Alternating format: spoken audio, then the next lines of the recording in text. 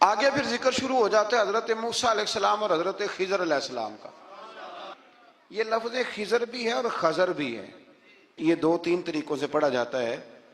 حضرت خضر کے بارے میں مختلف روایات ہیں کہ یہ ولی ہیں کہ نبی ہیں، لیکن مضبوط رائے اکثر بزرگوں کی یہی ہے کہ یہ بھی اللہ کے نبی ہیں، اور بعض نے لکھا ہے یہ ہمیشہ سے زندہ ہیں۔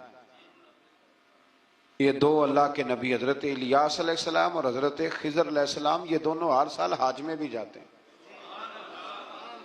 ہر سال حج میں بھی جاتے ہیں، کیونکہ ایک روایت ملتی ہے کہ محبوب کریم علیہ السلام حج پہ گئے تو فرمایا میں الیاس اور خضر کو پہاڑوں سے اترتے ہوئے دیکھ رہا ہوں۔ تو جن کو اللہ نے کھلی آنکھیں دی ہوتی ہیں پھر انہیں زیارت بھی ہوتی ہے، انہیں یہ نظر بھی آتے ہیں۔ حضرت خضر علیہ السلام کو اللہ نے علم لدنی عطا فرمایا۔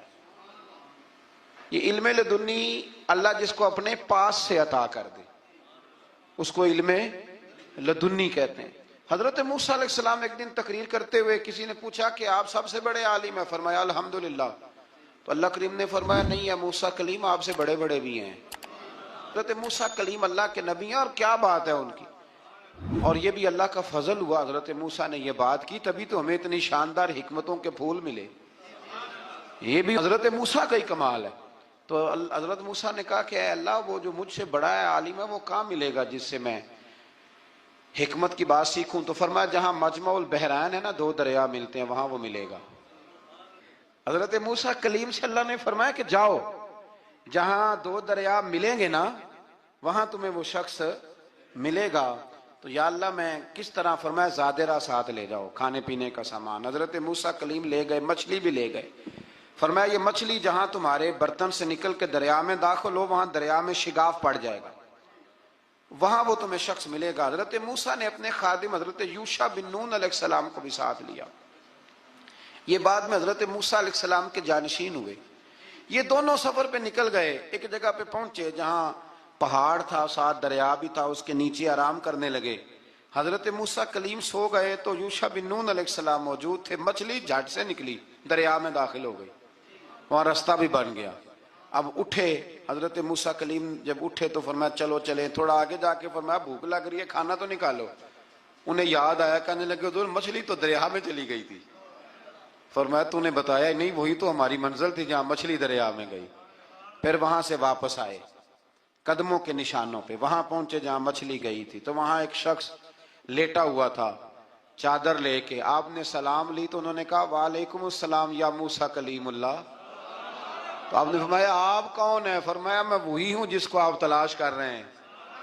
تو فرمایا آپ نے مجھے کیسے پہچانا؟ فرمایا جس رب نے تمہیں بھیجا ہے نا اس نے ہی مجھے بتایا ہے کہ موسیٰ آ رہے ہیں، موسیٰ آ رہے ہیں۔ اب حضرت خضر نے جو کچھ فرمایا وہ بڑا شاندار ہے۔ فرمایا موسیٰ کچھ باتیں ایسی ہیں جن کا آپ کو علم ہے اور مجھے نہیں، اور کچھ ایسی ہیں جن کا مجھے علم ہے اور آپ۔ اللہ اکبر، یہ کبھی ہماری سمجھ میں بات آ جائے، یہ کبھی سمجھ میں آ جائے۔ کچھ باتیں ایسی ہیں جس کا مجھے علم ہے، اور یہ بڑے بڑے سیانے بندے نہیں مانتے، بڑے بڑے میں عالم ہوں جی، تو آپ عالم ہیں میاں ایک شعبے کے، لیکن بہت سارے دنیا میں شعبے ہیں نا، دین کے عالم کا درجہ سب سے بڑا ہے، لیکن قانونی مشاورت کرنی ہے تو آپ وکیل سے کریں گے، گاڑی کے بارے میں پوچھنا ہے تو کسی مکینک سے پوچھیں، لیکن آپ بن کے نہ بیٹھ جائیں۔ فرمایا جس کا آپ کو علم ہے مجھے نہیں، اور جس کا مجھے علم ہے ان میں سے آپ کو نہیں۔ تو کہا میں پھر آپ کے ساتھ رہنا چاہتا ہوں اور میں وہ سیکھنا چاہتا ہوں جو آپ بتا رہے ہیں۔ تو حضرت خضر فرمانے لگے صبر کر لیں گے میرے ساتھ، یہ سب سے مشکل کام ہے، یہ سب سے، یعنی ہر بات کی تو یہاں لوگوں کو وضاحت چاہیے۔ کھانسے بھی تو آپ کو بتانا پڑے گا کھانسے کیوں، ہنسے بھی تو آپ کو بتانا پڑے گا ہنسے کیوں۔ بھئی بزرگ ہیں، بزرگوں کی باتوں میں حکمتیں ہوتی ہیں، لیکن ہم حکمت کی طرف جانے کو تیار نہیں ہوتے، ہمیں تو فوری طور پہ جواب چاہیے، حل چاہیے۔ حضرت موسیٰ علیہ السلام جناب خضر کے ساتھ چلے، فرمایا صبر کروں گا، میں چلتا ہوں آپ کے ساتھ۔ دریا کے قریب گئے کشتی میں بیٹھنے کے لیے، تو کشتی والوں نے حضرت خضر کو پہچان لیا، بغیر کرائے کے سوار کرایا، اور جب پار اترنے لگے تو حضرت خضر نے کشتی کا ایک تختہ ہی توڑ دیا۔ حضرت موسیٰ کہنے لگے یہ آپ نے کیا کیا؟ انہوں نے نیکی کی، آپ نے تختہ توڑ دیا۔ فرمایا آپ کو کہا تھا نا آپ نے صبر نہیں کرنا، آپ کو کہا تھا نا۔ فرمایا چلو میں صبر کروں گا۔ تھوڑا آگے گئے تو ایک نوجوان لڑکا ابھی چھوٹی عمر ہے وہ ملا، حضرت سیدنا خضر علیہ السلام نے اسے قتل ہی کر دیا۔ فرمانے لگے آپ نے قتل ہی کر دیا؟ ایک قرآن مجید ہے بھائی، میں کبھی کبھی سوچتا ہوں یہ ہم کسی درویش کی بات سناتے تو بندے اڑ جاتے، فتوے نکلتے کہ نہ نکلتے؟ میرا خیال ہے ہر مسجد سے نکلتے، اور فتوے ایک جتنے مسجد میں نمازی ہوتے سب کے ہاتھوں میں فتوے ہوتے۔ قتل کر دیا، قتل ہی ہو گیا بندہ۔ تو حضرت سیدنا موسیٰ علیہ السلام فرمانے لگے آپ نے قتل ہی کر دیا۔ فرمایا میں نے کہا تھا نا آپ نے صبر نہیں کرنا۔ آپ فرمانے لگے چلو اگر اب میں بولا نا تو بے شک آپ مجھے علیحدہ کر دیجئے گا۔ حضرت موسیٰ کلیم اب بولا تو علیحدہ کر دیا۔ ایک بستی میں داخل ہوئے، بستی کے لوگوں سے پانی مانگا تو انہوں نے پانی بھی نہ دیا، آرام کرنے کو جگہ بھی نہ دی، پر وہاں ایک دیوار گر رہی تھی، حضرت خضر علیہ السلام نے سیدھی کرنی شروع کر دی، ساری دیوار بنائی۔ تو حضرت موسیٰ کہنے لگے کن لوگوں کی خدمت کر رہے ہو جنہوں نے پانی بھی نہیں دیا، انہوں نے پانی تک نہیں پوچھا۔ فرمانے لگے بس بھئی آپ نے وعدہ کیا تھا کہ اب بولیں گے تو بے شک علیحدہ کر دینا، آپ بولیں اب آپ کا اور میرا ساتھ زیادہ نہیں چل سکتا، آپ بولیں۔ جو بول پڑے نا غلامی کرے تو رستے لمبے چلتے ہیں، اور جو بولے نا جس کو وضاحتیں چاہیے ہو وہ غلام نہیں ہوتا، اس کے ساتھ پھر باتیں لمبی۔ ہاں تو آنکھ بند کر کے چل، ہاں آزم یاتے لائیے ہی نہ تجھے لائیے تھے، پھر آنکھ بند کر کے پیچھے چل کے بات ختم ہو گئی۔ حضرت خضر علیہ السلام نے جب کہا نا کہ اب آپ کا وعدہ ختم ہو گیا، فرمایا میں آپ کو جانے سے پہلے حکمت بتاتا ہوں، یہ وہ علم ہے جو اللہ نے مجھے اپنے پاس سے عطا فرمایا ہے، یہ وہ ہے جو علم لدنی ہے۔ کہا جناب کیا مطلب؟ فرمایا وہ جو میں نے تختہ توڑا تھا نا تو یہ مسکین بچے ہیں جن کی کشتی تھی، تو دریا کے اس پار بادشاہ کھڑا تھا، وہ جو صحیح صحیح کشتیاں ہوتی تھی قبضے کر لیتا تھا، اور جو تھوڑی سی ٹوٹی پھوٹی ہوتی تھی نا وہ چھوڑ دیا کرتا تھا، تو میں نے تھوڑی سی کشتی ان کی اس لیے توڑ دی ہے تاکہ دیکھے گا تو چھوڑ دے گا، اس لیے میں نے بھلا کیا ہے۔ اور فرمایا وہ جو بچہ میں نے قتل کیا نا وہ شروع سے ہی کفر کا دل دادا تھا، اس کے ماں باپ نیک تھے، اگر بڑا ہوتا جوان ہوتا تو ہو سکتا ہے ماں باپ کو بھی کفر میں مبتلا کر دیتا، اب اس کے بدلے اللہ انہیں صالح بیٹا عطا فرمائے گا۔ تو یہ بھی میں نے اللہ کے دیے ہوئے علم سے کیا۔ اور فرمایا یہ جو دیوار میں نے نبی ہو کے یا ولی ہو کے مزدوری کر کے دیوار بنائی ہے نا، اللہ اکبر، فرمایا یہ دیوار عام لوگوں کی نہیں، یہ یتیم بچوں کا خزانہ ہے دیوار کے نیچے، یہ گر جاتی تو خزانہ ظاہر ہو جاتا، اور بچائی اس لیے ہے کہ وَكَانَ أَبُوهُمَا صَالِحًا، ان بچوں کا باپ نیک آدمی تھا، ان کا باپ۔ قاضی ثناء اللہ صاحب پانی پتی فرماتے ہیں ڈائریکٹ باپ نہیں تھا، 7ویں نسل میں جا کے باپ بنتا تھا۔ سن لیں یہ بھی بات، ایک بندہ نیک ہو تو اس کی 7 نسلوں تک رب خزانوں کی بھی حفاظت فرماتا ہے۔ اب آپ اندازہ فرمائیں کہ بات کتنی دور تک جاتی ہے۔ بزرگوں کی باتوں میں نا حکمتیں ہوتی ہیں، دانائیاں ہوتی ہیں۔ یہ طریقت کے جو لوگ ہوتے ہیں انہیں سبق یہ دیا جاتا ہے کہ آمنا وصدقنا، ماننا ہے اور تصدیق کرنی۔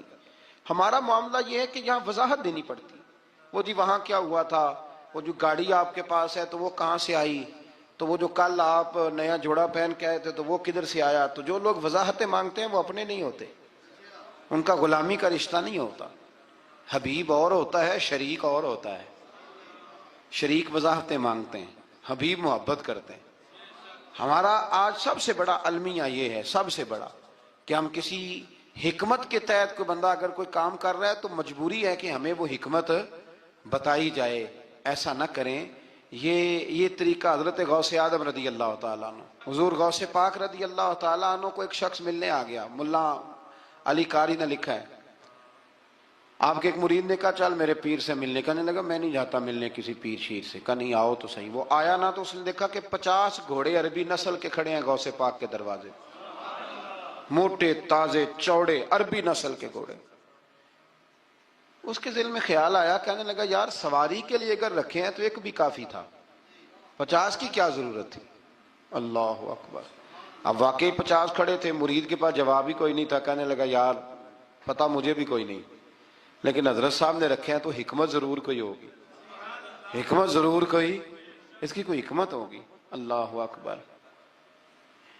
وہ چلے گئے واپس، وہ روز تنقید کرتا، کیسا تیرا پیر ہے 50 گھوڑے رکھے ہوئے، کیسے تیرا پیر ہے 50 گھوڑے رکھے ہوئے۔ کچھ دن گزرے تو ملا علی قاری کہتے ہیں وہ اعتراض کرنے والے کے پیٹ میں کوئی تکلیف ہوئی، بغداد کے سب سے بڑے طبیب کے پاس گیا، اس نے کہا تیرا تو جگر تباہ ہو گیا ہے، عربی نسل کا ایک گھوڑا چاہیے، اس کو ذبح کریں گے، اس کا جگر نکالیں گے، اس کی دوائی بنا کے تجھے کھلائیں گے، اور 50 گھوڑے ہوں گے تو بچے گا۔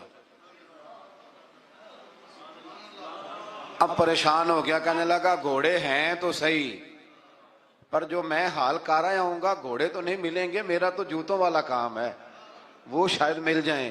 لیکن جب انسان مرنے لگتا ہے تو پھر اس کو ڈوبتے کو تنکے کا سہارا۔ اپنے دوست کے پاس گیا، کہنے لگا چل تیرے پیر کے پاس چلیں۔ اس نے کہا تجھے نہیں لے کے جانا، تو تنقید کرتا ہے، کہتا ہے ایک دفعہ چاہیے کیا؟ کا گھوڑے۔ کہنے لگا تیرے لیے رکھے ہیں کوئی، جا دوڑ جا، میرے حضرت صاحب کی ضرورت کیا ہے؟ لیکن جب غوث اعظم کی خانقاہ میں داخل ہوئے نا تو حضور غوث اعظم اٹھ کے ملے۔ اللہ والے دلوں میں باتیں نہیں رکھتے، ماتھا چوما اور فرمانے لگے میاں تو ایک دن نا میری گلی سے گزر رہا تھا تو میری تیرے اوپر نظر پڑی، تو مجھے نظر آیا تو بیمار ہوگا اور تیرا علاج عربی نسل کے 50 گھوڑوں کی وجہ سے ہوگا، تو میں نے تیرے لیے لا کے کھڑے کیے ہوئے ہیں، تیرے لیے ہی کھڑے کیے ہیں۔ اب تو نا گھر بھی لے جانے کی ضرورت نہیں، چارہ بھی میرے مرید ہی ڈال دیا کریں گے۔ تو اس طرح کرنا، روز آنا ایک گھوڑا لے جانا، پھر اگلے دن آنا تو دوسرا۔ وہ خدا کے بندے تیرے لیے رکھے تھے، تو تنقید کر رہا ہے۔ اللہ کے بندے پردہ پوش ہوتے ہیں، ہاں شرط یہ ہے کہ وہ بندہ صالح ہو، دیندار ہو، وہ والا پیر نہ ہو جو نماز بھی نہ پڑھے اور گھوڑے 15 رکھے ہوئے ہوں اس نے، وہ والا معاملہ نہ ہو۔ تو میرے عزیز یہ یاد رکھیں کہ اللہ تبارک و تعالیٰ کا بندہ جب آپ کا روحانی علاج کرتا ہے نا، روحانی علاج سے مطلب جادو ٹونے کا علاج نہیں، روحانی علاج وہ ہوتا ہے کہ میرے گناہوں کا علاج ہو جائے، حسد بغض کینہ عداوت یہ نکل جائے، تو وہ کچھ ایسے نسخے بتاتا ہے جو سمجھ میں مرید کی نہیں آتے لیکن وہ ضروری ہوتے ہیں۔ انہی نسخوں کو استعمال کرنے سے انسان کا فائدہ ہوتا ہے۔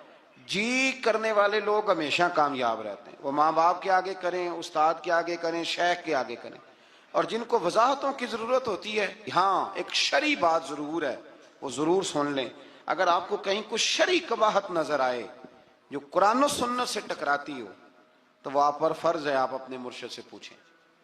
کتنی بڑی بات کر رہا ہوں، یعنی جو چیز قرآن و سنت سے ٹکرا رہی ہو اس کی وضاحت طلب کرنا ضروری ہوتا ہے، اور جو دین سے نہ ٹکرائے اس پر آپ وضاحتیں پوچھتے ہیں تو پھر اس کا مطلب ہے کہ آپ علاج کرانے میں سنجیدہ نہیں ہیں۔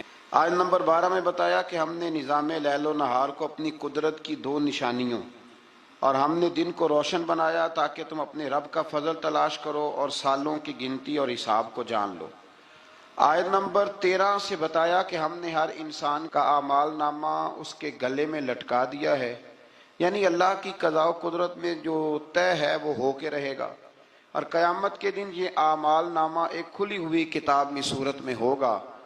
بندے سے کہا جائے گا اپنا اعمال نامہ پڑھو، آج تم خود ہی احتساب کرنے کے لیے کافی ہو، جس نے ہدایت کو اختیار کیا تو اسی کا فائدہ اسی کو پہنچے گا، اور جس نے گمراہی کو اختیار کیا تو اس کا وبال بھی اسی پر آئے گا، اور کوئی بوجھ اٹھانے والا دوسرے کا بوجھ نہیں اٹھائے گا، اور ہم اس وقت تک عذاب دینے والے نہیں جب تک کہ اتمام حجت کے لیے ہم رسول نہ بھیج دیں۔ اگلی آیت میں قدرت کا ایک قانون بیان کیا گیا ہے کہ جب ہم کسی بستی والوں کو ہلاک کرنے کا ارادہ کرتے ہیں تو اس کو عیش و عشرت کا دل دادہ لوگوں کو اپنے احکام بھیجتے ہیں، پھر وہ ان احکام کی نافرمانی کر کے عذاب کے مستحق ہوتے ہیں، اور یوں ہم ان کو تباہ و برباد کر دیتے ہیں۔ پہلے قومیں عیش میں پڑتی ہیں پھر تباہ ہوتی ہیں۔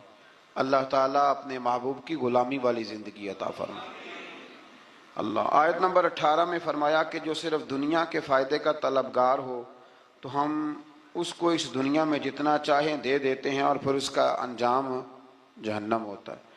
اللہ فرماتا ہے تو دنیا مانگے گا تو میں دے دوں گا، یہ نہیں کہ ملے گی نہیں، لیکن دنیا ملے گی، پھر جنت اللہ سے مانگیں ربنا آتنا فی الدنیا حسنہ وفی الآخرۃ حسنہ، یا اللہ دنیا بھی اچھی کر کے دے اور آخرت بھی ہمیں اچھی کر کے عطا فرما۔ آیت نمبر 21 میں ایک دوسرے پر دنیا میں فضیلت کا ذکر کرتے ہوئے فرمایا کہ آخرت کے بڑے بڑے درجے ہیں اور ان کی فضیلت بھی بہت بڑی ہے۔ آیت نمبر 23 میں والدین کے حقوق کی جانب متوجہ کرتے ہوئے فرمایا کہ تمہارے رب نے حکم دیا ہے کہ اس کے سوا کسی کی عبادت نہ کرو اور ماں باپ کے ساتھ نیک سلوک کرو۔ اگر تمہاری زندگی میں وہ دونوں یا ان میں سے کوئی ایک بڑھاپے کو پہنچ جائے تو اس کو اف تک نہ کہو، ان کو جھڑکو بھی نہیں، اور ان کے ساتھ ادب سے بات کرو، اور ان کے لیے عاجزی اور رحم دلی کے بازو جھکائے رکھو، اور یہ دعا کرو کہ اے میرے رب ان پر رحم فرما جیسا کہ انہوں نے بچپن میں رحم کے ساتھ میری پرورش فرمائی تھی۔ آیت نمبر 26 میں قرابت داروں، مسکینوں اور مسافروں کے حقوق ادا کرنے اور فضول خرچی سے اجتناب کا حکم ہے، اور یہ کہ فضول خرچی کرنے والے شیطان کے بھائی ہیں، اور اگر بسبب تنگ دستی خرچ نہ کر سکو تو ان سے نرم بات ہی کر لو۔ فرمایا رشتہ داروں پہ خرچ کرو، اپنی ذات پہ فضول خرچی نہ کرو، اور اگر تم خرچ نہیں کر سکتے، غریب ہو تو کم از کم اخلاق کا مظاہرہ ہی کر لو، رشتہ داروں کے اندر تلخ جملوں کا تبادلہ تو نہ کرو۔ آیت نمبر 29 نے تسلسل کے ساتھ احکام کا بیان ہے، تسلسل کے ساتھ۔ نمبر 1 فرمایا خرچ کرنے میں بخل، ہرس اور فضول خرچی کے درمیان میانہ روی کو اختیار کرنا، یعنی نیک کاموں میں کھلے دل سے خرچ کرنا اور مباح کاموں میں اعتدال کے ساتھ خرچ کرنا، اور ناجائز کاموں میں بالکل خرچ نہ کرنا۔ نمبر 2 ارشاد فرمایا کہ افلاس کے خوف سے اولاد کو قتل کرنے کی تمہیں ممانعت ہے، اور یہ کہ سب کا رزق دینے والا اللہ ہے۔ نمبر 3 میں فرمایا کہ زنا بہت بری چیز ہے، اس سے بچو۔ نمبر 4 میں قتل ناحق کی ممانعت ہے اور قصاص لینے میں حد اعتدال میں رہنے کا حکم ہے۔ نمبر 5 میں یتیم کا مال کھانے کی ممانعت ہے اور اس کے بالغ ہونے تک اس کے مال کی حفاظت کا حکم ہے۔ نمبر 6 وعدوں کے پورے کرنے کا حکم دیا گیا، یہ آیت نمبر 29 میں سارے احکام ہیں۔ اور نمبر 7 ناپ تول میں خیانت کی ممانعت کی گئی۔ نمبر 8 جس چیز کا علم نہ ہو اس کے در پہ ہونے کی ممانعت کی، جس کا پتہ نہیں اس مسئلے میں پڑھنے سے اللہ نے یہ تو بڑا مشکل کام بتا دیا ہے۔ یہاں تو جس کو بالکل بھی نہیں نہ پتا وہ بھی 1 2 3 فتوے تو دن میں دے ہی دیتا ہے، اللہ ماشاءاللہ۔ فرمایا جس کا پتہ نہیں اس کام کے پیچھے بے شک کان آنکھ دل ان سب سے روز قیامت سوال ہوگا۔ 9 نمبر میں فرمایا تکبر اور اطراء کے چلنے والے ٹھیک نہیں کرتے، ان کی مذمت ہے۔ نمبر 10 شرک کی مذمت بیان کی گئی، اور 11 نمبر پہ یہ بھی بیان ہوا کہ کسی کی روزی کی کشادگی یا تنگی کا مدار اس کی فضیلت یا بے قدری نہیں کہ بندہ اچھا نہیں تھا اس لیے اللہ نے پیسے نہیں دیے۔ فرمایا یہ اس کی بے قدری اس وجہ سے نہیں، یہ اللہ تعالیٰ کی حکمت اور مشیت کا معاملہ ہے۔ اللہ زیادہ بہتر جانتا ہے کہ کسی کو اس نے کیا دینا ہے۔ ان تفصیلات کے بعد فرمایا اے رسول یہ وہ حکمت والی باتیں ہیں جن کی ہم نے آپ کی طرف وحی فرمائی ہے۔ اقوال زری لکھے ہوتے ہیں نا، آپ اس طرح کریں سورہ بنی اسرائیل کی آیت نمبر 29 لکھ کے لگائیں۔ میں اکثر نا جب کوئی بندہ کہتا ہے نا اقوال زری تو میں کہتا ہوں پہلے بتاؤ قرآن سارا تم نے لکھ کے لگا لیا، یاد کر لیا، حدیثیں ساری لکھ لی؟ اب تو انگریزوں کے قولوں کو اقوال زری بنا کے لوگ بیان کرتے ہیں۔ تو میں کہتا ہوں پہلے قرآن حدیث اپنے اللہ کے بندوں کی باتیں تو پوری کر لو، تم تو دور نکل گئے ہو۔ اللہ فرماتا ہے یہ حکمت والی باتیں ہیں، یہ تھوڑی حکمت والی بات ہے کہ رب فرما رہا ہے کہ کسی کی روزی کا کشادگی یا تنگی کا مدار اس کی فضیلت یا بے قدری پہ نہیں، بلکہ تو اللہ بہتر جانتا ہے کہ اس کو کیا دینا ہے۔ یہ بہت بڑی حکمت والی بات۔ آیت نمبر 40 میں کفار اور مشرکین کی اس خبیث فطرت کو بیان کیا گیا کہ خود تو بیٹوں کی تمنا کرتے ہیں اور اللہ کی طرف بیٹیوں کی نسبت کر کے کہتے ہیں کہ فرشتے معاذ اللہ اللہ کی بیٹیاں۔ آیت نمبر 44 سے بیان ہوا کہ 7 آسمان اور زمینیں اور جو بھی ان میں ہے اپنے اپنے انداز میں اللہ کی تسبیح کر رہے ہیں، ہر چیز اللہ کی حمد کے ساتھ اس کی تسبیح کر رہی ہے، لیکن تم ان کی تسبیح کو سن نہیں سکتے۔ آیت نمبر 45 میں فرمایا کہ منکرین آخرت قرآن کی تعلیمات سے استفادہ کرنے سے محروم رہے اور ان کے دل و دماغ حق کو قبول کرنے کی سعادت سے محروم ہیں، اور فصیح و بلیغ قرآن سن کر بھی نبی پر سحر زدہ ہونے کا تان کرتے ہیں معاذ اللہ۔ آیت نمبر 49 میں بتایا کہ منکرین آخرت کہتے ہیں کہ جب ہماری ہڈیاں گل سڑ کے ریزہ ریزہ ہو جائیں گی تو کیا ہمیں از سر نو پیدا کیا جائے گا؟ اللہ تعالیٰ نے فرمایا تم پتھر بن جاؤ، یا لوہا یا کوئی اور مخلوق جو تمہارے خیال میں بہت سخت ہو، وہی رب ذوالجلال دوبارہ پیدا کرے گا جس نے تمہیں پہلے پیدا فرمایا تھا۔ آیت نمبر 52 میں عمدہ بات کرنے کا حکم دیا گیا، اور آیت نمبر 56 میں بتایا کہ باطل معبود اپنے پوجنے والوں کی تکلیف کو دور کرنے یا بدلنے کی قدرت نہیں رکھتے۔ آیت نمبر 61 سے ایک بار پھر فرشتوں کے آدم کو سجدہ کرنے اور شیطان کے انکار کرنے کا ذکر ہے، اور اس بات کا بھی کہ شیطان جو کچھ بھی کر لے اللہ کے خاص بندوں پر اس کا داؤ چلتا نہیں ہے۔ آیت نمبر 67 میں فرمایا کہ جب سمندری طوفان میں گر جاتے ہیں تو معبودان باطلہ کی بجائے صرف اللہ کو پکارتے ہیں۔ کافر بھی اس وقت اللہ ہی کو پکارتے ہیں، لیکن نجات کی صورت میں یہ لوگ پھر شرک میں مبتلا ہو جاتے ہیں۔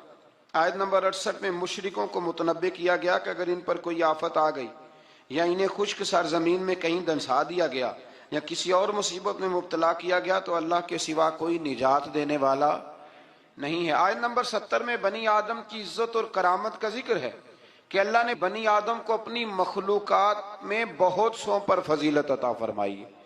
آیت نمبر 71 میں انسانوں کو اپنے پیشواؤں کے ساتھ بلائے جانے، دائیں بائیں اعمال نامے لینے والوں کو کامیابی کا بیان ہے، اور جو دنیا میں حق سے اندھا ہے وہ آخرت میں بھی اندھا ہے۔ قیامت میں اس کا کوئی پیشوا ہوگا اسی کے ساتھ ہی بلایا جائے گا نا۔ جو ساری زندگی کہتا رہے میں مانتا ہی نہیں کسی کو، کوئی امام نہیں، کوئی تقلید نہیں، کوئی شے نہیں، تو وہ کدھر جائے گا؟ ہاں اسی کے ساتھ جائے گا۔ اللہ تبارک و تعالیٰ سمجھنے کی توفیق عطا فرمائے۔ پھر اللہ تبارک و تعالیٰ نے آیت نمبر 73 سے کفار کے آپ صلی اللہ علیہ وسلم کو رائے حق سے ہٹانے کے باطل ارادوں کا ذکر فرمایا۔ اللہ تعالیٰ نے حق کے راستے میں آپ کی ثابت قدمی کو اپنا فضل قرار دیا ہے۔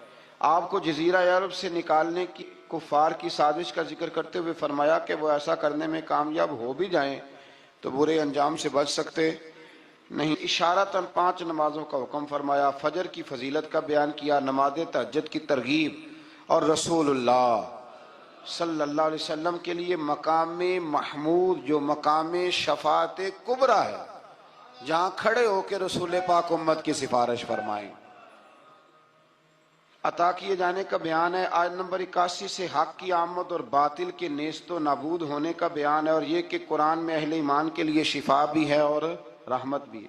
آیت نمبر 83 میں انسان کی اس فطرت کا ذکر ہے کہ نعمتوں پر ناشکری اور مصیبت پر نا امیدی کا اظہار کرتا ہے، یہ اس کی فطرت ہے۔ آیت نمبر 85 میں اس امر کا بیان ہے کہ یہود نے رسول اللہ صلی اللہ علیہ وسلم سے روح کے بارے میں سوال کیا تو اللہ تعالیٰ نے فرمایا کہ اے رسول صلی اللہ علیہ وسلم کہہ دیجئے کہ روح میرے رب کے امر سے ہے، اور تم کو محض تھوڑا سا علم عطا کیا گیا۔ اس سے یہ بتانا مقصود ہے کہ جن چیزوں کی حقیقت جاننے پر ہدایت اور نجات موقوف نہیں نا، ان کے در پہ ہونے کی تمہیں ضرورت بھی نہیں ہے۔ آیت نمبر 88 میں ایک بار پھر قرآن کے مثل لانے کا چیلنج اور کافروں کے عجز کا بیان۔ آیت نمبر 90 سے مشرکین مکہ کے بعد فاسد مطالبات کا ذکر کرتے ہوئے فرمایا کہ انہوں نے کہا ہم اس وقت تک آپ پر ایمان نہیں لائیں گے حتیٰ کہ آپ ہمارے لیے زمین سے پانی کا کوئی چشمہ جاری کر دیں، یا آپ کھجوروں اور انگوروں کے باغات کے مالک بن جائیں جن کے نیچے نہریں بہہ رہی ہیں، یا آپ ہمیں جس عذاب سے ڈراتے ہیں وہ لے آئیں، یا آسمان کو ٹکڑے ٹکڑے کر کے ہم پہ گرا دیں، یا اللہ اور فرشتوں کو ہمارے سامنے بے حجاب کر دیں، یا آپ کے لیے سونے کا گھر ہو، یا ہم آسمان پر چڑھ جائیں اور پھر آسمان سے ہم پر کتاب نازل کریں جس کو ہم پڑھیں۔ ان سب مطالبات کے جواب میں اللہ نے فرمایا اے رسول صلی اللہ علیہ وسلم کہہ دو میرا رب ہر عیب سے پاک ہے، میں کوئی شعبہ دے باز نہیں ہوں، بلکہ میں تو اللہ کا وہ بندہ ہوں جسے اللہ نے اپنا رسول بنا کے بھیجا ہے۔ یہ کچھ لوگ نا شعبدوں کی باتیں کرتے ہیں، آج بھی کرتے ہیں، فلانے پیر صاحب ہیں جی، یہ جو کچھ لوگ بڑے بڑے نادان ہیں نا، یہ ساری آپ پڑھ لیں آیت نمبر 90، تو وہی سارے سوالات ہیں جو آج کا بد مذہب ولیوں کے بارے میں کرتا ہے، کہتا ہے اگر ایسے ہیں تو پھر یہ کر دیں پھر وہ کر دیں۔ او خدا کے بندو، ولی شعبدے دکھانے نہیں آتے، بندوں کو رب سے ملاتے ہیں، ان کا کام پیغام حق دینا ہے، ان کا یہ کام نہیں ہے۔ آیت نمبر 94 سے کفار مکہ کے اس اعتراض کا ذکر ہے کہ اللہ نے بشر کو رسول بنا کے کیوں بھیجا، استغفر اللہ۔ یعنی کوئی فرشتہ کیوں نہیں بھیجا؟ اللہ تعالیٰ نے فرمایا رسول صلی اللہ علیہ وسلم کہہ دو اگر زمین میں فرشتے بستے اور اطمینان سے چلتے پھرتے تو ہم ان پر آسمان سے فرشتہ ہی رسول بنا کے نازل کرتے۔ اگر فرشتوں کی طرف رسول بنانا ہوتا تو پھر کس کو بناتے؟ فرشتوں کو۔ یعنی نبی اور رسول جس مخلوق کی طرف مبعوث ہوئے اسی کے جن سے ہوتے ہیں۔ ان آیات میں یہ بھی بتایا کہ منکرین آخرت کو ان کے منہوں کے بل اندھا، گونگا اور بہرا بنا کر اٹھایا جائے گا اور ان کا ٹھکانہ جہنم ہے۔ آیت نمبر 100 میں فرمایا کہ آپ کہیے اگر بالفرض تم میرے رب کی رحمت کے خزانوں کے مالک ہوتے تو تم خرچ کے ڈر سے ان کو روکے رکھتے، اور دراصل انسان ہے ہی بخیل، یہ کنجوس ہے، یہ اللہ کی دی ہوئی توفیق سے بھی اس کے رستے میں خرچ کرنے کو تیار نہیں ہوتا۔ آیت نمبر 101 سے موسیٰ علیہ السلام کو 9 معجزات عطا کیے جانے، فرعون کا آپ کو ساحر کہنے، فرعون کے غرق ہونے اور بنی اسرائیل کے زمین میں آباد ہونے کا ذکر ہے۔ آیت نمبر 105 میں قرآن مجید کو بتدریج تھوڑا تھوڑا نازل کر کے نازل کرنے کی حکمت یہ بتائی گئی کہ رسول ان پر ٹھہر ٹھہر کے پڑھیں گے، ان کے لیے قرآن کو سمجھنے میں آسانی ہوگی۔ مشرکین مکہ اعتراض کرتے تھے کہ کبھی آپ اللہ کہتے ہیں کبھی رحمان کہتے ہیں، ہم تو رحمان کو نہیں جانتے، تو اللہ نے فرمایا رسول کہہ دیجئے کہ معبود برحق کو تم اللہ کہہ کے پکارو یا رحمان کہہ کے پکارو، تم اسے جس نام سے بھی پکارو گے سب اسی کے نام ہیں، اور اسے پکارنے میں میانہ روی سے کام لو۔ آخری آیت میں فرمایا کہ اللہ کی نہ کوئی اولاد ہے، نہ کوئی اس کی سلطنت میں اس کا شریک ہے، نہ اسے کسی مددگار کی ضرورت ہے، اور آپ اس کی کبریائی کو بیان کرتے رہیے۔ آگے شروع ہو جاتی ہے سورہ کہف۔ اصحاب کہف کا نام تو سنا ہے نا ماشاءاللہ آپ حضرات۔ پہلے اس کی فضیلت میں ایک حدیث نہ بیان کروں؟ نبی کریم صلی اللہ علیہ وسلم نے فرمایا، یہ مسلم شریف کی حدیث ہے، دجال آئے گا قیامت کے قریب اور بڑے لوگوں کو گمراہ کرے گا، تو حضور نے فرمایا جو سورہ کہف کی 10 آیات زبانی یاد کر لے نہ وہ دجال کے فتنے سے بچ جائے گا۔ اللہ توفیق عطا فرمائے۔ اس سورہ مبارکہ کی آیت نمبر 9 سے اصحاب کہف کا ذکر شروع ہوتا ہے۔ اصحاب کہف، جب حضرت عیسیٰ علیہ السلام کو اللہ کریم نے چوتھے آسمان پہ بلا لیا نا، تو دقیانوس نام کا ایک بادشاہ ہوا بنی اسرائیل کے اندر، بڑا ظالم تھا، اس نے گمراہی پھیلا دی، اور جو لوگ معاذ اللہ کفر اور شرک نہیں کرتے تھے انہیں قتل کروا دیتا تھا۔ تو 7-8 نوجوان اپنا ایمان بچا کے بھاگے۔ او ہو اللہ اکبر، ساری دنیا مال بچا کے بھاگتی، وہ 7-8 نوجوان اپنا ایمان بچا کے بھاگے کہ یہ ہمیں کہیں کفر کی طرف نہ لوٹا دے، تو جا کے ایک غار کے اندر چلے گئے، تو ایک کتا بھی ان کے ساتھ ہو گیا۔ انہیں کتے کو بڑے روڑے مارے کہ یہ اگر بھونکے گا، آواز نکالے گا تو ہم پکڑے جائیں گے، ہم نے تو چھپنا ہے، پر اس کو نہ ولیوں سے پیار ہو گیا تھا۔ اس نے کہا بھگاؤ جتنا مرضی مجھے، فطرت میری ہے کہ میں بھونکتا ہوں، پر جب اللہ کے ولی ہوں تو پھر میں ادب کرتا ہوں۔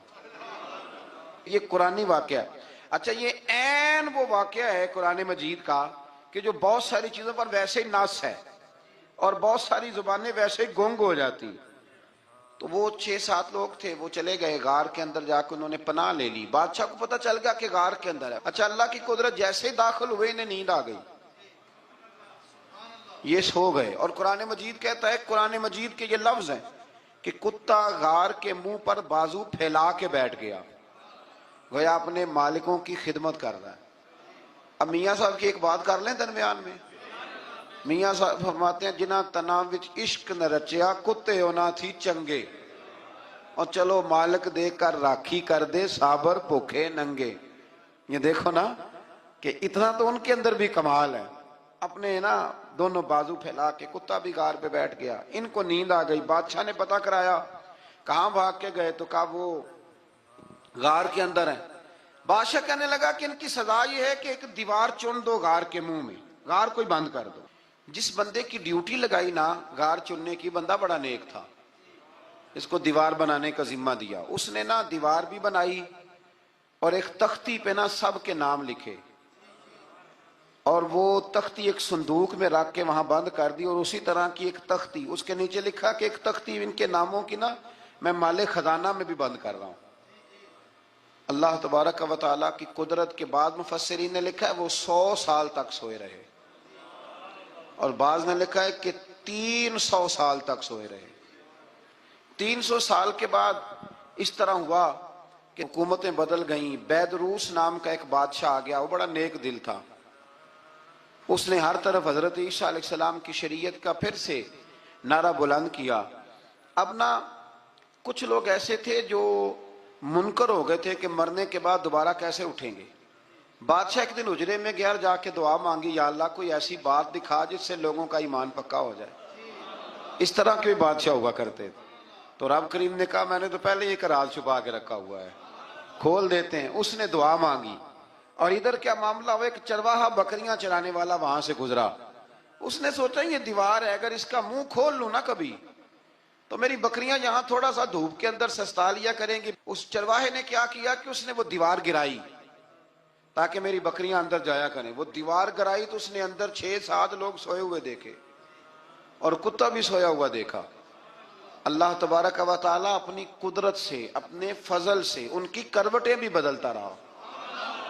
اپنی قدرت سے ایک طرف انسان پڑا رہے نا تو اعضاء گل جاتے ہیں، ان کی کروٹیں بھی بدلی جاتی، مناسب روشنی بھی دی جاتی، حرارت بھی۔ اس نے دیوار گرائی تو ان کی آنکھ کھل گئی، ایک دوسرے سے کہنے لگے آج تو بڑی گہری نیند سوئے ہیں یار، آج تو لمبی نیند پوری کر لی، چلو بھوک بڑی لگی ہے ایک دوست کو بھیجو۔ یہ سارا واقعہ قرآن مجید میں موجود ہے، میں اپنے لفظوں میں بیان کر رہا ہوں۔ جاؤ ایک دوست کو بھیجو بازار سے نا کھانا لے آئے، پیسے وہی 300 سال پرانی کرنسی۔ وہ جب نان بھائی کی دکان پہ گیا نا سامان لینے، اس کو پیسے دیے تو نان بھائی نے ہاتھ پکڑ لیا، کہنے لگا میاں تو کدھر سے آیا، یہ کون سے پیسے؟ اس نے کہا پیسے کاہے کہ میں بھی سوچ رہا ہوں کہ حالات بدلے ہیں، سارے حضرت عیسیٰ کا کلمہ پڑھ رہے ہیں، ماحول اور ہے۔ اس نے کہا تیرے ہاتھ کوئی خزانہ لگ گیا ہے، یہ تو ہم نام سنتے تھے کہ یہاں کوئی دقیانوس نام کا بادشاہ رہا ہے، کوئی خزانہ، بتا کہاں سے لیے؟ شور ہوا، حاکم شہر تک خبر پہنچی، بادشاہ تک پہنچی۔ اس نے بتایا کہ بھئی ہم تو دقیانوس کے ڈر سے بھاگے ہیں، کل بھاگے ہیں یا آج سویرے، اتنا زیادہ ہمیں پتہ نہیں، کل یا آج سویرے بس نا، اتنا سا ہمیں یاد ہے کہ ہم گئے تھے۔ بہرحال لوگ جمع ہو گئے، اکٹھے ہو گئے، غار تک پہنچے۔ اب جو غار کے اندر تھے وہ پتا کہتے کہتے لگتا ہے ہمارا دوست پکڑا گیا ہے، پکڑا گیا ہے۔ تو اب بندے جمع ہو گئے، وہ اندر ڈر رہے تھے، تسبیح کر رہے تھے، اللہ کو یاد کر رہے تھے۔ ادھر یہ پہنچ گیا جب ان لوگوں نے یہ جیتا جاگتا رب کے فضل کا نمونہ دیکھا، اور بادشاہ نے کہا کہ یہ کیا ہے؟ صندوق کھولا تو اس کے اندر وہ تختی لکھی تھی کہ یہ ان کے نام ہے، یہ دقیانوس سے ڈر کے بھاگے ہوئے ہیں، یہاں یہ سو رہے ہیں، اور اسی کی ایک تختی میں نے فلان جگہ بھی دفن کیا، وہ تختی بھی وہاں سے نکل آئی۔ اب سب لوگوں کی آنکھوں میں آنسو آئے، اور سب کہنے لگے لا الہ الا اللہ، لا الہ الا اللہ، لا الہ الا اللہ۔ سب کہنے لگے ان اللہ علی کل شیء قدیر۔ جب ان کی بات پوری ہو گئی، لوگوں کے ایمان پختہ ہو گئے، تو اصحاب کہف کہنے لگے کہ ہمیں اب اجازت ہے، ہم پھر دوبارہ غار میں جاتے ہیں۔ وہ غار میں گئے تو رب نے پھر انہیں موت عطا فرمائی، نیند عطا فرمائی، تحفہ دیا۔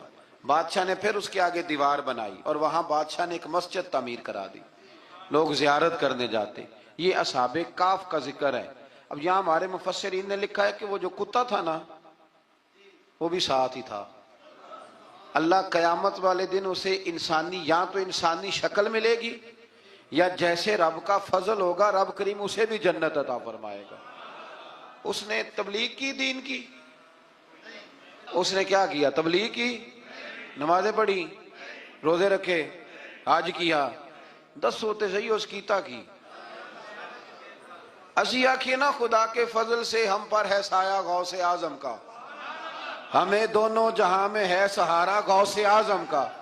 لوگ پریشان ہو جاتے ہیں، کہتے ہیں کس طرح کی بات کرتے ہو؟ تو میں نے کہا اصل میں تیرا عقیدہ کچا ہے، وہاں تو کتا چلا جائے ولی کے پاس تو رب اسے جنت دے دیتا ہے، تو جیگتا جاتا مومن جائے تو اللہ کیوں فضل نہیں فرماتا؟ اس سے آگے نا پھر آیت نمبر 32 ہے، اس میں اللہ تبارک و تعالیٰ نے 2 لوگوں کا واقعہ بیان کیا ہے۔ فرمایا ایک شخص کے انگوروں کے باغات تھے، اور چاروں طرف سے انہیں کھجوروں کے درختوں نے گھیر رکھا تھا، اور درمیان میں کھیتی بھی تھی، اور بیچ میں دریا بھی بہہ رہا تھا، اور ان باغات نے بہت عمدہ فصل دی، ایک دن یہ شخص اپنے ساتھی سے کہنے لگا میرا مال اور افرادی قوت تم سے زیادہ ہے، مجھے یقین ہے کہ یہ باغ کبھی برباد نہیں ہوگا۔ اول تو مجھے قیامت کا یقین ہی نہیں معاذ اللہ، لیکن اگر قیامت آئی تو مجھے وہاں سے بھی بہتر مال ملے گا۔ اس کے دوسرے ساتھی نے کہا تو اپنی اصل کو بھول گیا ہے اور تو نے اپنے خالق کی ناشکری کی جو کہ وحدہ لا شریک ہے۔ اگر تم نے باغ میں داخل ہوتے وقت ماشاءاللہ لا قوت الا باللہ کہہ دیا ہوتا تو یہ تمہارے حق میں بہتر ہوتا۔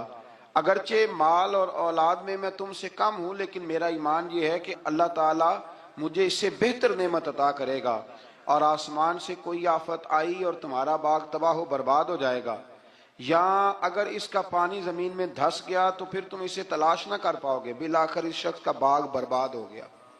وہ جو کہتا تھا نا مجھے یقین نہیں قیامت نہیں آئے گی، اس کا باغ ہی، اور وہ کف افسوس ملتے ہوئے کہنے لگا کاش میں نے شرک نہ کیا ہوتا، لیکن پھر اس کا کوئی نہ مددگار تھا اور نہ حمایتی۔ آیت نمبر 45 میں اللہ تعالیٰ نے دنیا کی زندگی کی ناپائیداری کو ایک مثال سے بیان فرمایا کہ آسمان سے بارش نازل ہوئی، گھنا سبزہ نکلا، پھر وہ سوکھ کر چورا چورا ہو گیا، جسے ہوا اڑا کے لے گئی۔ مال اور بیٹے تو محض جیتی دنیا کا سنگار ہے، جب تک تم زندہ ہو تب تک مال بھی ہیں اور بیٹے بھی ہیں۔ والباقیات الصالحات، ہاں اگر کچھ ہے باقی رہے گی تو تمہارے اچھے اعمال باقی رہیں گے، اور اگر اولاد نیک ہوئی تو وہ بھی باقیات الصالحات میں شامل ہو جائے گی۔ آیت نمبر 47 سے فرمایا کہ قیامت کے دن تمام روئے زمین پر ایک کھلے میدان کی صورت میں ہوگا، سب لوگ صف باندھے رب کے حضور اکیلے حاضر ہوں گے اور اپنے اعمال ناموں کو دیکھ کر خوف زدہ ہوں گے، کہیں گے ہائے افسوس اس اعمال نامے کو کیا ہوا، اس نے نہ کوئی صغیرہ گناہ چھوڑا نہ کبیرہ، مگر سب کو شمار کیا۔ آیت نمبر 50 میں حضرت آدم علیہ السلام کو فرشتوں کے سجدہ، ابلیس کی نافرمانی اور شیطان اور اس کی ذریت کے انسان کے دشمن ہونے کا بیان ہے۔ حضرت ابوبکر صدیق رضی اللہ تعالیٰ عنہ کے ساتھ حضور غار ثور میں موجود ہے۔ کفار جو گرفتار کرنے والے ہیں وہ دروازے تک آ گئے، بالکل دروازے تک، اور جناب صدیق اکبر رضی اللہ تعالیٰ عنہ ان کو دیکھ کر تھوڑا سا گھبرائے، اپنے لیے نہیں، ذات مصطفیٰ کے لیے گھبرائے، کہیں حضور کو کوئی تکلیف نہ پہنچ جائے، تھوڑا گھبرائے۔ یا رسول اللہ وہ تو قریب آ گئے، اور اگر انہوں نے پیروں کی جانب جھک کر دیکھا تو ہمیں دیکھ لیں گے، بالکل سرانے پہنچ گئے، یہ آ گئے، کھڑے ہو گئے، اور درمیان میں پردہ کیا ہے؟ مکڑی کا جالا، اور مکڑی کا جالا پھونک سے بھی اڑ جاتا ہے، تو مکڑی کا جالا بیچ میں، حضور وہ تو پہنچ گئے، ذرا جھک کر کے دیکھیں گے تو وہ تو ہمیں پکڑ لیں گے۔ اب یہ وقت تربیت ہے، اور وہ تربیت جو محبوب نے اپنے اس عظیم صحابی کی فرمائی، اس تربیت کو میرے رب کریم نے قرآن مجید میں بیان فرمایا۔ حضور فرماتے ہیں، رب فرماتا ہے کہ فرمایا محبوب نے، فرمایا لا تحزن، ابو بکر گھبرانا۔ یہ ایک موقع ہوتا ہے جب انسان کو گھیر لیتی ہیں مشکلات چاروں جانب سے، اور جو بھی آتا ہے وہ اسے مایوس ہی کرتا ہے، لیکن حالات کے سہمے ہوئے لوگوں کو بتا دو حالات بدل جاتے ہیں، ایک جیسے نہیں رہتے۔ کہا لا تحزن، ابو بکر گھبرانا، کیوں؟ ہماری فوجیں آ کے انہیں پکڑ لیں گی، یا اندر ہمارے پاس کوئی ایسا اسلحہ موجود ہے کہ ہم ان پر چھوڑ دیں گے تو یہ مر جائیں گے۔ لا تحزن، ابو بکر گھبرائیے مت۔ کیوں نہ گھبرائیے؟ اس لیے کہ ان اللہ معنا، بے شک اللہ ہمارے ساتھ ہے۔ جن کے ساتھ رب ہو انہیں گھبرانا نہیں چاہیے، انہیں گھبرانا، یہ جو مسلح کی قوت ہوتی ہے، یہ دعا کی طاقت ہوتی ہے، دعا صلاح المومن، یہ جو قوت ہوتی ہے انسان کے پاس، یہ جو اس کے پاس ہتھیار ہوتا ہے کہ آج رات منا لوں گا میرا رب کرم فرما دے گا، یہ جو اس کے پاس قوت ہوتی ہے یہ اسے کمزور نہیں پڑنے دیتی، اسے طاقتور رکھتی۔ تو حضور نے افکار کے اندر یہ حسن پیدا کیا، لوگوں کو بتلایا کہ بجائے اس کے کہ تم کوئی چور رستہ تلاش کرو، کوئی سیاست کرنے کی کوشش کرو، تم کوئی ایسی راہ اختیار کرو جو تمہیں محسوس ہو کہ درست نہیں ہے، اس رستے نہ چلو، بلکہ تم اپنے رب کو منانے والے رستے پہ چلو۔ اور ترمذی شریف میں حدیث ہے، حضرت انس بن مالک رضی اللہ تعالیٰ عنہ فرمانے لگے کہ کریم محبوب علیہ السلام فرماتے ہیں کہ اپنے دکھڑے دنیا داروں کو نہ بتانا، सेठों, नवाबों, चौधरियों चापलूसी करने की जरूरत कोई नहीं। अपने दुखड़े दुनियादारों को ना बताना, वरना अल्लाह तुम्हें कभी गनी नहीं फरमाएगा।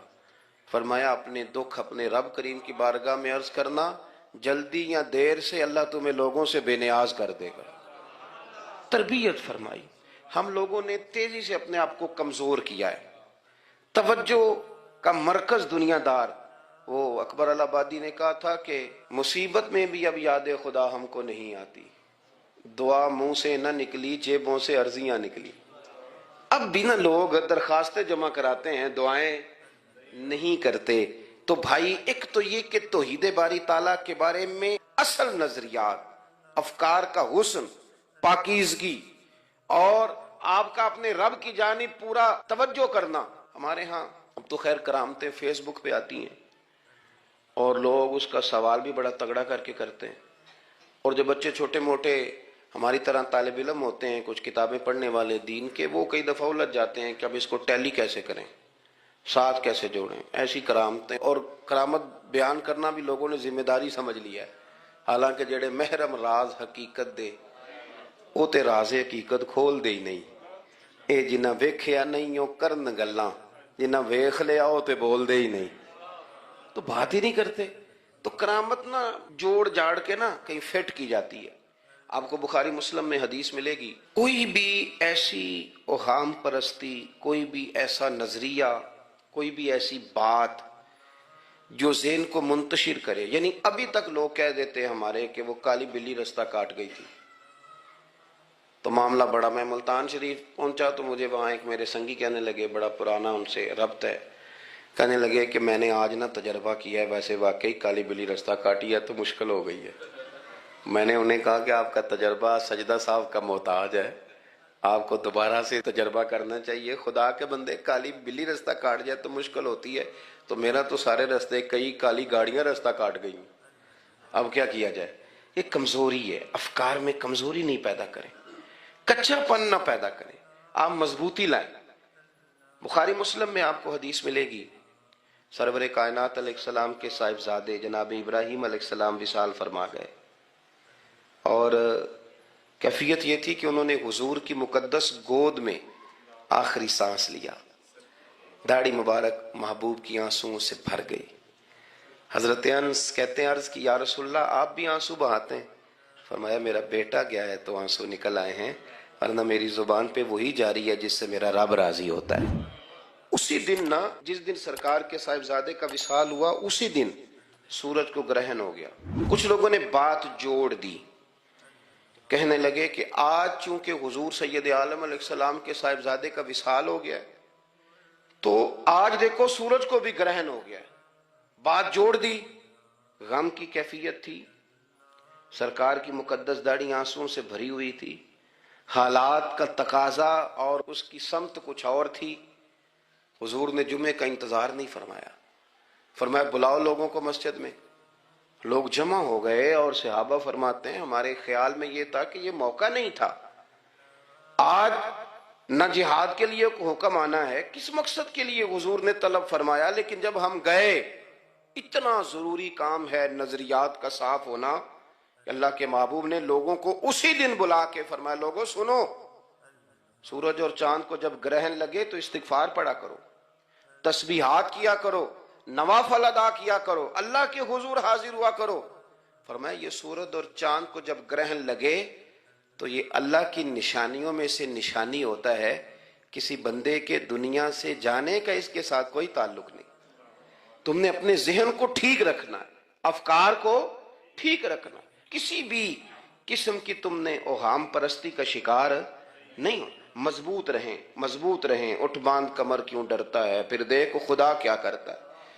आप मजबूत रहें, जब मजबूत रहेंगे तो इंशाअल्लाह तवानाई अल्लाह की तरफ से अता कर दी जाएगी। दूसरी बात, नबी पाक सल्लल्लाहु ताला अलैहि वसल्लम ने ना तमाम अंबिया किराम अलैहिमुस्सलाम के बारे में लोगों के जहनों की इस्लाह की। आप कभी कुरान हकीम का मुताला फरमाएं, अहादीस मुबारका को पढ़ें तो मेरे महबूब करीम की शान ये है कि हुजूर ना अंबिया की शानें बयान करते हैं। हजरत मूसा कलीमुल्लाह हैं, किसने हमें बताया? कुरान और हदीस ने बताया। शानें बयान की नबियों की, عظمتیں بیان کی.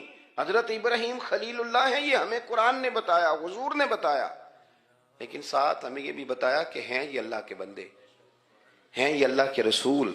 نبی پاک صلی اللہ تعالی علیہ وسلم نے افکار اور نظریات انبیاء کے بارے میں لوگوں کے درست فرمائے. مجموع الزوائد میں حضرت مولا علی شیر خدا رضی اللہ تعالیٰ عنہ کی حدیث مروی ہے. ایک بدو آ گیا حضور کی بارگاہ میں کچھ مانگنے کے لیے. مولا کائنات رضی اللہ تعالیٰ عنہ فرماتے ہیں سرکار جب کسی بات کا جواب نہ دینا چاہتے تھے تو خاموش ہو جاتے تھے، کچھ دیر خاموش رہتے تھے. اور حضور کا خاموش رہنا بھی ہمارے محدثین نے محفوظ کیا ہے. اقسام حدیث میں سے ایک حدیث ہے جسے حدیث تقریری کہا جاتا ہے. وہ حدیث ہے جس میں حضور خاموش رہے، کوئی کام کیا گیا تو سرکار خاموش رہے. حضرت مولا علی کہتے ہیں حضور نہ خاموش ہو گئے، لیکن چونکہ دیہاتی تھا، سادہ تھا، اس نے جب بار بار گفتگو چھیڑنا چاہی تو پھر حضور نے فرمایا چل پھر مانگ لے کیا مانگتا ہے، مانگ لے پھر کیا مانگتا ہے، کر سوال. دیہاتی تھا، سادہ آدمی تھا.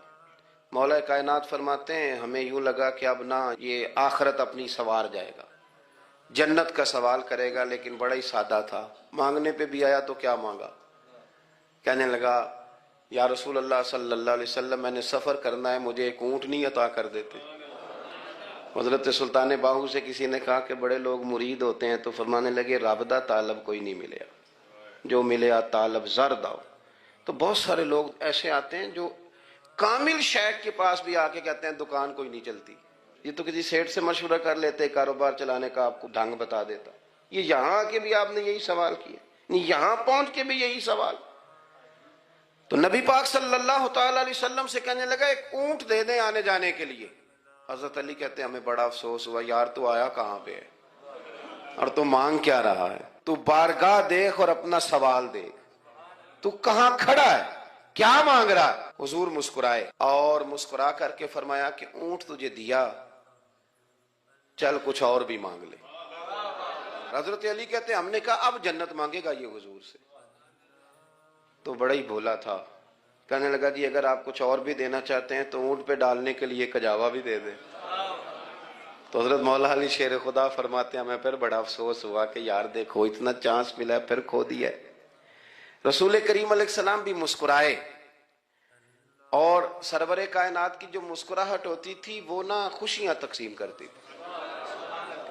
اعلیٰ حضرت رحمت اللہ علیہ فرماتے ہیں جس کی تسکین سے روتے ہوئے ہنس پڑے، جس کی تسکین سے روتے. اب یہاں سوال پیدا ہوتا تھا کہ پھر اس مسکراہٹ کے لیے تو انتظار کرنا پڑتا ہوگا کہ حضور مسکرائیں تو روتے ہوئے ہنسیں. تو اگلا شعر بھی ہے اور جواب بھی ہے. فرمانے لگے جس کی تسکین سے روتے ہوئے ہنس پڑیں اس تبسم کی عادت پہ لاکھوں سلام. یہ تو عادت ہے حضور کی، یہ تو عادت ہے مسکراتے رہنا. تو حضور بھی زیر لب مسکرائے. تیسری دفعہ میرے کریم نے پھر فرمایا چل مانگ لے کچھ، تجھے ایک چانس اور دیتے ہیں. پر مولا کائنات فرماتے ہیں بڑا ہی بھولا تھا، تیسرا چانس ملا، گویا گولڈن چانس ملا، لیکن پھر بھی وہیں کا وہیں رہ گیا. کہنے لگا ٹھیک ہے اگر آپ کچھ اور بھی دینا چاہتے ہیں تو میرا سفر لمبا آنے جانے کا خرچہ بھی دے دے. اللہ اکبر. اب حضور عقائد کی بابت بتانے لگے کہ رسالت کے بارے میں، محبوب کے بارے میں عقیدہ کیسا ہونا چاہیے. تو حضور علیہ السلام فرمانے لگے تجھ سے تو وہ بنی اسرائیل کی بڑھیا ہی اچھی تھی. یا رسول اللہ صلی اللہ علیہ وسلم کون سی؟ تو حضور فرمانے لگے جناب موسیٰ علیہ السلام کو حکم ہوا ہجرت کریں تو آپ جانے لگے. تو پھر ارشاد خداوندی ہوا کہ جہاں حضرت یوسف علیہ السلام مدفون ہے، آپ کا مزار پر انوار ہے، اگر آپ کو جانا ہے تو پھر ان کے تابوت کو بھی آپ نکال کر کے ساتھ لے جائیں. حضرت سیدنا موسیٰ علیہ السلام نے لوگوں سے پوچھا تمہیں پتہ ہے جناب یوسف کا مزار کہاں ہے؟ کسی کو نہیں پتا. ایک بوڑھی اماں ہے ضعیف العمر، اس کو خبر ہے. حضرت موسیٰ علیہ السلام نے اس سے کہا اماں تو بتائے گی کہ حضرت یوسف کا مزار کہاں ہے؟ تو کہنے لگی بتاؤں گی پر مفت نہیں بتاؤں گی. یہ حضور بیان کر رہے ہیں، بتاؤں گی پر فری میں نہیں بتاؤں گی. میں نا مفت تھوڑی بتاؤں گی، فرمایا چل تو اپنی قیمت بتا بتانے کی. تو کہنے لگی میں اس شرط پہ جناب یوسف کے مزار کا پتہ بتاؤں گی کہ آپ مجھے جنت میں وہ والا گھر دیں گے جس کے پڑوسی جناب موسیٰ علیہ السلام ہو. آپ کے پڑوس میں گھر چاہیے. تجھ سے تجھی کو مانگ کے میں نے مانگ لی ساری کائنات. وہ والا مکان چاہیے جس کے پڑوسی آپ ہوں. تو حضرت موسیٰ کلیم فرمانے لگے اماں چل جنت مانگ, تو نبیوں کے قریب مکان مانگ رہی ہے, وہ تو بڑا اونچا درجہ ہوگا, تو بڑی دور پہنچ گئی, اتنی بڑی سوسائٹی میں پلاٹ مانگ لیے, وہاں پہنچ گئی. تو بوڑھی کہنے لگی ٹھیک ہے, پھر اگر یہ معاملہ ہے تو پھر ختم ہو گئی بات. اگر آپ نہیں بتاتے تو جائے میں بھی نہیں پتہ بتاتی. یا وہ اڑ گئی, ٹھہر گئی, اور اڑی بھی کس طرح, یہ بھی میرے اللہ کی توفیق. میری طلب بھی تو تیرے کرم کا صدقہ ہے, میری طلب بھی تو تیرے کرم کا صدقہ ہے. یہ پاؤں اٹھتے نہیں بلکہ یہ اٹھائے جاتے ہیں. تو وہ کہنے لگی میں نہیں پھر بتاتی, آپ کسی اور سے پوچھ لیں. جناب موسیٰ خاموش ہوئے تو ارشاد خدا بندی ہوا, کلیم اپنے پڑوس میں مکان دینے کا وعدہ آپ کر لیں اور مکان انہیں میں عطا کر دوں گا. تو حضور سید عالم صلی اللہ تعالی علیہ وسلم نے اس بدو کی موجودگی میں تربیت فرمائی صحابہ کی. یہ چیزیں بھی حضور نے عطا فرمائی. لیکن جب تمہیں کہا جائے مانگو تو پھر یہ کریم رسول کا دروازہ ہے. مانگیں گے مانگے جائیں گے اور منہ مانگی پائیں گے. سرکار میں نہ لا ہے نہ حاجت اگر کی. تو افکار کا حسن, نظریات کی پاکی